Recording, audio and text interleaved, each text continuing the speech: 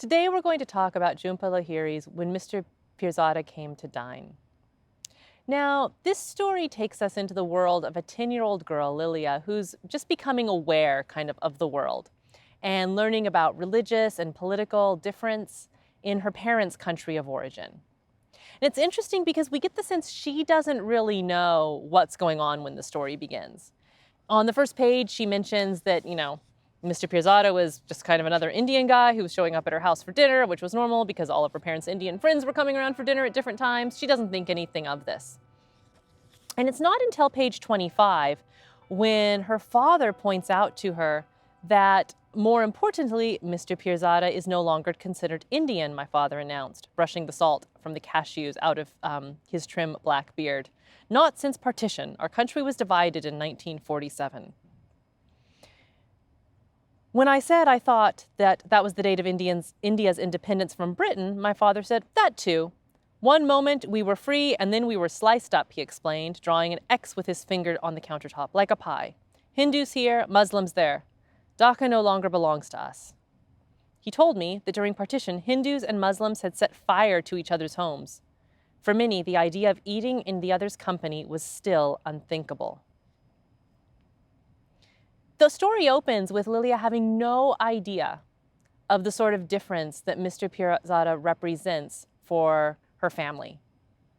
And at this moment, we have this fall into knowledge.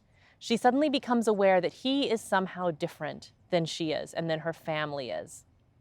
And that becomes one of the key themes throughout this piece, this negotiation of sameness and difference in a foreign context, as opposed to in one's home context.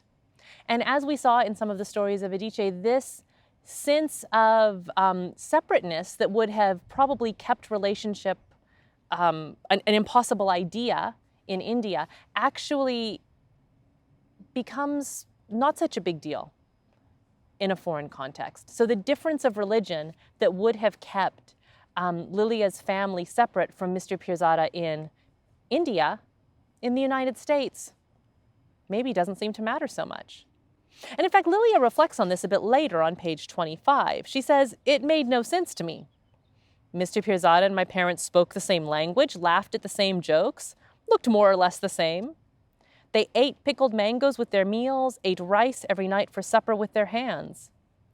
Like my parents, Mr. Prizada took off his shoes before entering a room, chewed fennel seeds after meals as a digestive, drank no alcohol, for dessert dipped austere biscuits into successive cups of tea." Sameness. Language, jokes, habits, food. Again, this marker of food, right? How important that is, that shared similarity. And yet, as she continues, nevertheless, my father insisted that I understand the difference. And he led me to a map of the world taped onto the wall over his desk. And he explains that Mr. Prizada is Muslim. And of course, this sets Lilia on a project of trying to figure out, well, okay, so what actually makes him different? What does that difference mean?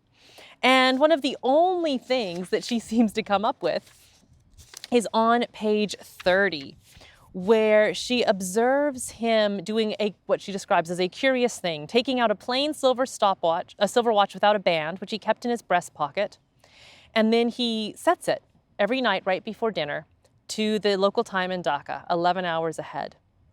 But he never seemed to consult the watch, we learn. And she started to think that this was maybe what made him different, something about his relationship to what was going on in Dhaka. And she doesn't say it, but one of the things that comes through in the language that's used here for this sort of liturgical setting of the watch is the sense of prayer. That somehow he has a way of being or praying or thinking in the world that is different from hers. And we see her trying to somehow find a way forward for her own understanding of Mr. Prizada in the way she receives his candy. She starts to become worried about his family and finds that she takes the candies that he gives her on each of his visits and eats them slowly and quietly in her room, even not brushing her teeth afterward, being afraid that the sort of prayers that the eating involved might wash out of her mouth. Pay attention as you read this to how Lilia negotiates sameness and difference, and and especially how that comes through in food and how food becomes a sort of cipher or a sort of symbol for prayer. Of course, at the ending, we see something else emerge that's really fascinating. At the ending, Lilia becomes very aware of Mr. Prizada's absence. He'd been away for a long time, but when she learns that he's home, that he has his own daughters back, his own life back, suddenly that's when he feels separate from her. There's something about being in the liminal, wandering space of America together that binds her family and Mr. Prizada into community. But once he's back in place, once he's home and out of that liminal space of being an immigrant, that's when she notices his absence and the distance. So as you read, here are some questions to consider. Why does Mr. Prizada bring Lilia candy each week? And why does she throw the candy away once she knows that he's safely at home? And finally, have you ever seen in your own wandering the revelation of some unexpected sameness? Or have you found an unexpected unity across what would have been insurmountable difference in another context?